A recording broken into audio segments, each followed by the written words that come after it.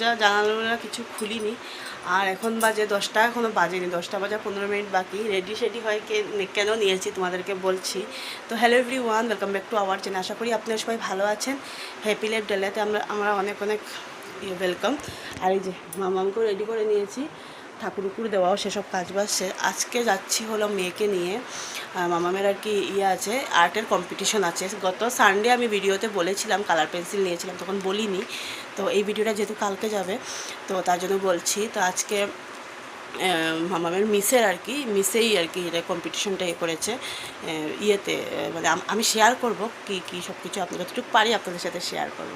তাহলে আমারও কি হয়, একটা স্মৃতি থাকবে যে আমার মেয়ে আর্টের আর কি এরকম ফার্স্ট টাইম আর কি এরকম কম্পিটিশন দিচ্ছে। যেরকমই হোক, ভালো হোক খারাপ হোক, এটা পরের ব্যাপারটা হলো আমার মেয়ে ফার্স্ট টাইম এরকম মানে এরকম একটা কম্পিটিশন দিচ্ছে। তার জন্য আমিও অনেকটাই হ্যাপি। আর সব কিছু শেয়ার করে আমি যদি ইউটিউবে রাখি, ও মানে দেখতে পারবে যে আমিও ফার্স্ট টাইম। আর সামনে তো আর কত দেবে, কিন্তু ফার্স্ট কম্পিটিশনের ইয়েটাই কিন্তু আলাদা, তাই না? তো তুমি এক্সাইটেড? এক্সাইটেড। একটা ঘুমটাও তাড়াতাড়ি ভেঙেছে, মেয়ে খুবই এক্সাইটেড। আর আমিও রেডি হয়ে নিয়েছি, এই যে মামামকেও রেডি করে দিয়েছি। যেহেতু একটা সিম্পল প্যান্ট আর নিয়ে টপ দিয়ে দিয়েছি, কারণ যেহেতু সিম্পল ইয়ার টাইম 10টার সময় মানে করবো, বেরোবো 10টার সময় বেরোবো। আর কী বলে এটাকে, আমিও একটু রুটি খেয়ে নিয়েছি আর মেয়েকে ভাত খাইয়ে দিয়েছি। ভাত খেয়েছে ও, আমি খাইয়ে দিইনি। এখন বলবে তুমি কোথায় খাও, তো খেয়েছি নিয়ে যে। তো যাই হোক, সব কিছু শেষ, একটু করেই বেরোবো। বেরিয়েছি এখন 10, সাড়ে 10টার ভিতরে ওখানে পৌঁছার কথা। 10টা বাজে, কিছু দূর না। চলে যাবো, ক্যান্ডিগুলো নিয়ে গিয়ে একটু ওদিকে যেতে হবে। আর এই বাড়ির যাবে, ওর যে সাথে যে রোশনি ও যাবে, ওরা বোধহয় চলে গেছে। আমাদের তোর পাপা নিয়ে যাবে। আমাদের দীক্ষুর পাপা অমিত থাকলেও নিতে চায় না, বলবে তুমি যাও, এগুলো আমি থেকে তুমি ভালো মানে আসে না, যেমন ও এগুলো স্কুলের বা কিছু এগুলো কম অ্যাটেন্ড করতে, সব শিলং ওগুলো করতে চায়। তো আবার অনেক বেটা ছেলে আসে না, কথাগুলো বুঝতে চায় না, কেন এগুলো এরকমও করে না। আবার এসে যেটা সুন্দর করে বলবো সেটাই বোঝে, তাদের প্রবলেম হয় না। স্বাভাবিক, সবার এতটা করতে পারে না, কিন্তু বোঝাটা তো আমার থেকে বেশি বুঝে সব কিছুই। ওয়েদারটা ভালো, মানে নেই, রোদটা নেই।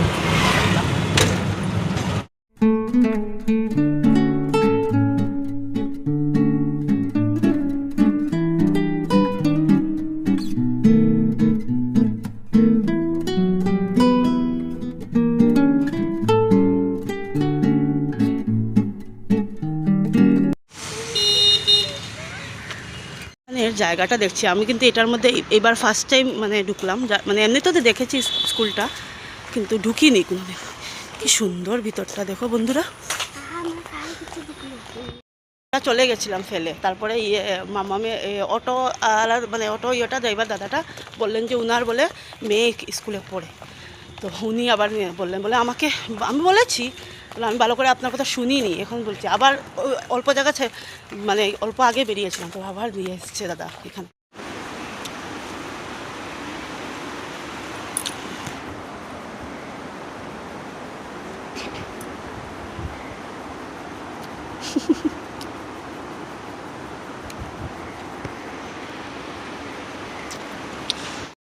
ওর মিস উপরে এক্সাম নিচ্ছে, তাই ফোন করলো।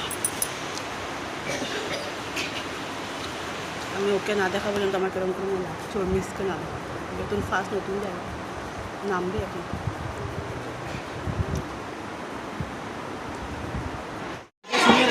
হ্যালো হ্যালো হ্যালো,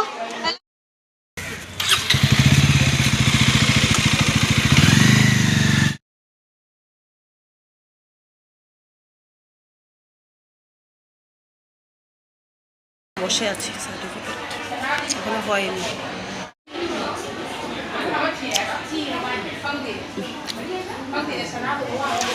যাও যাও, এটা না উঠলে গড়ে গিয়ে বসতে পারতো না।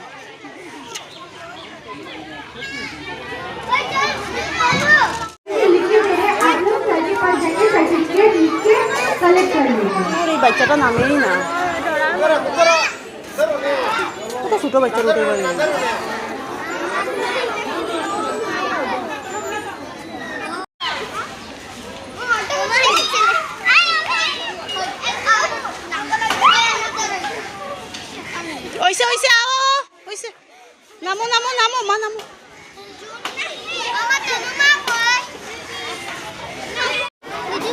যাও যাও যাও উঠ খেলা মার।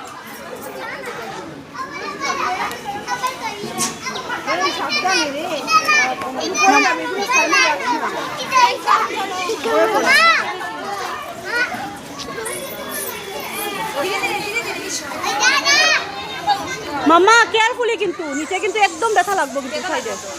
মাম্মা কেয়ারফুলি নামো।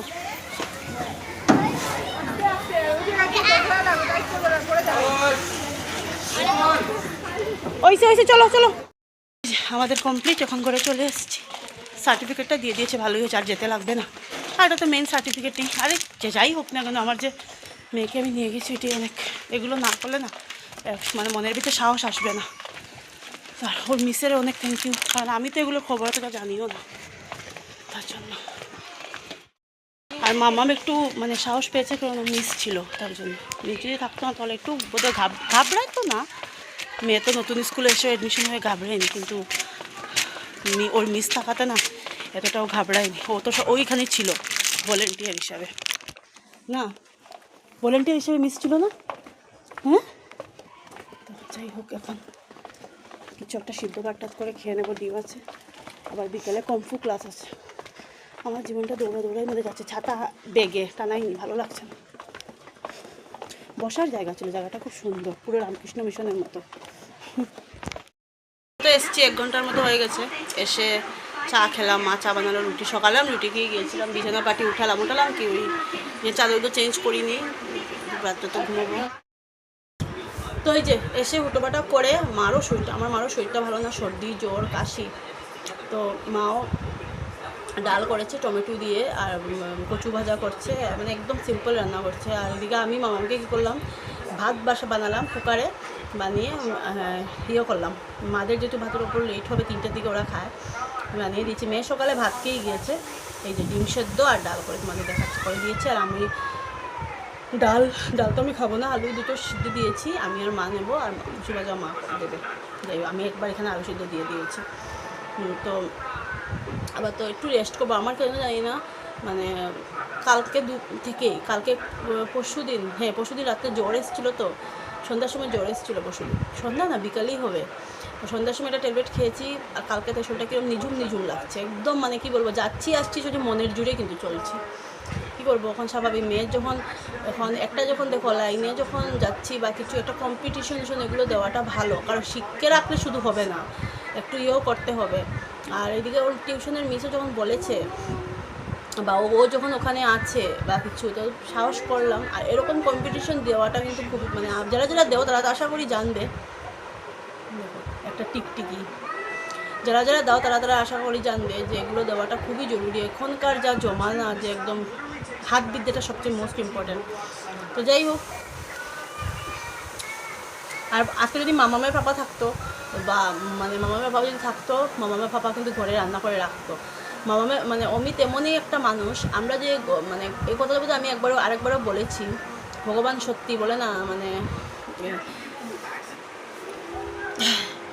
ওই যে শিলং থেকে যখন এসেছিলাম আমরা, ঠান্ডার সময় বলে, হ্যাঁ আমরা যখন গিয়েছিলাম, ও তো এসছে ভোটের জন্য।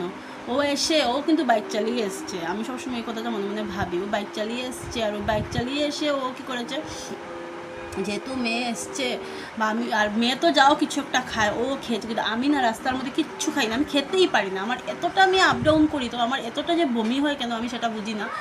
আর বমির জন্য আমি কিছু খেতে চাই না, মনের ভিতরে ভয়। তো মানে ওকে টোপাটা করে এসে খিচুড়ি বানিয়েছে, খিচুড়ি আচার দিয়ে আমরা খেয়েছি, একটু সবজি দিয়ে। তো ঘর থেকে শিলং থেকে আমরা সবজি নিয়ে এসেছিলাম আর কি।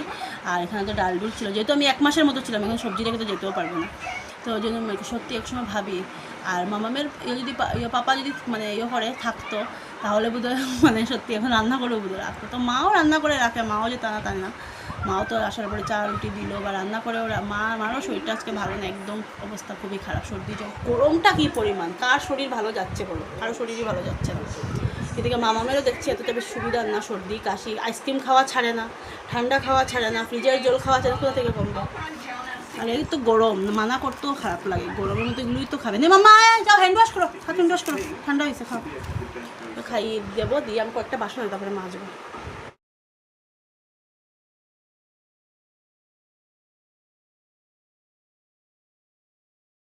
আজকে মামামকে দিয়েছি পড়ার ছুটি। এরকম বলে না, আজকে ওর শরীরটা ভালো লাগছে না, বলছে আমার ভালো লাগছে না পড়তে। আমি বললাম ঠিক আছে থাক, আজকে ছুটিটা দিলাম, কারণ কোনো কোনো সময় ছুটিও দিতে হয়, তাই না। চা বানিয়ে নিয়ে বসলাম। কি বলে এটাকে, গা হাত পা শুধু মেচ করছে, ব্যথা করছে, ভালো লাগছে না। মা বলেছিল 6:30টার দিকে, বললাম না আমি অল্প পরে চা খাবো, এখন 7টা বাজে। গিয়ে উঠিয়ে মেয়েকে মিল্ক দিলাম, দিয়ে মামামা ওটা বেশি খাওয়ার ইন্টারেস্ট নেই, রাত্রেবেলা যা আছে তাতেই খাবো। মেয়ের ডিম সিদ্ধ করা আছে, আর আমি এমন মানে কিছু একটা দিয়ে খেয়ে নেবো, বা খাওয়ারই কোনো ইচ্ছা নেই, কেন জানি না শরীরটা তো খারাপ লাগছে আজকে, বুঝতেই পারলাম না। আসলে 2 দিন আগে জ্বর গিয়েছিলো তো, তার জন্য আমি কোনো রকম ট্যাবলেট খেয়ে কমিয়ে নিয়েছিলাম, ভেবেছি কমে গেছে, কিন্তু আসলে কি হয় একটা কথা কি, আগে শিলং থাকতে না অসুস্থ হয়ে 2 দিন আমি বেডে মানে থাকতাম, যখন এতটা প্রবলেম হতো না, কিন্তু এখন না মাথার মধ্যে থাকে যে আমি যদি অসুস্থ হয়ে পড়ি আমার সবচেয়ে বেশি বড় প্রবলেম। না যে আমি যে ঘরে খাওয়া পাবো না, খাওয়া নেই, এইগুলো হবে না, কারণ আমার যেহেতু মা আছে বাবা আছে সামনে, এগুলো প্রবলেম নেই, তবুও আমার মেয়ের জন্য আমার প্রবলেম হবে। কারণ দেখো যতই হোক এটা ওর মানে সব কিছু করা, ওরা মেন পড়ানো শোনা সব কিছু সব একটু প্রবলেম হয়ে যাবে। মানে অসুস্থ আমি সবসময় আমাকে বকা দেয়, তুমি জ্বর হলে মানে পট করে ট্যাবলেট খেয়ে নাও, তার জন্য তো জ্বরটা ভালো করে উঠতে পারে না, পরে গায়ের ভিতরে থাকে, চেপে থাকে, তখন শরীর বেশি খারাপ করে। আমি ওকে বলছিলাম যে জ্বর যদি হয় আমি যদি পড়ে থাকি তাহলে কীভাবে হবে। কালকের থেকে স্কুল টাইম করে নিয়েছে, আগে করে নিয়েছে, সবাই জানো গভর্নমেন্ট থেকে রুল দিয়েছে আমাদের তো 7টা ভিতরে নিয়ে ঢুকাতে হবে, মানে 7টা 20 আর কি আমাদের গেট ক্লোজ হয়ে যাবে, আর ঢুকানো যাবে না। তাহলে আমার চিন্তা করো কালকে উঠতে হবে না করে, মানে 5:45 ওইটার দিকে, 5:45 যদি এরকম টাইমে না উঠি তাহলে কিন্তু ইম্পসিবল মেয়েকে স্কুল পাঠানো। অবশ্য এতটা ভারী টিফিন দিতে হবে না, ভাত খাইয়ে দেব, আর এরকম দিতে হবে না, তবু একটা কিছু তো বানিয়ে দিতে হবে, কারণ 12:30-তে তো ছুটি, সো আমাকে একটু করতে হবে।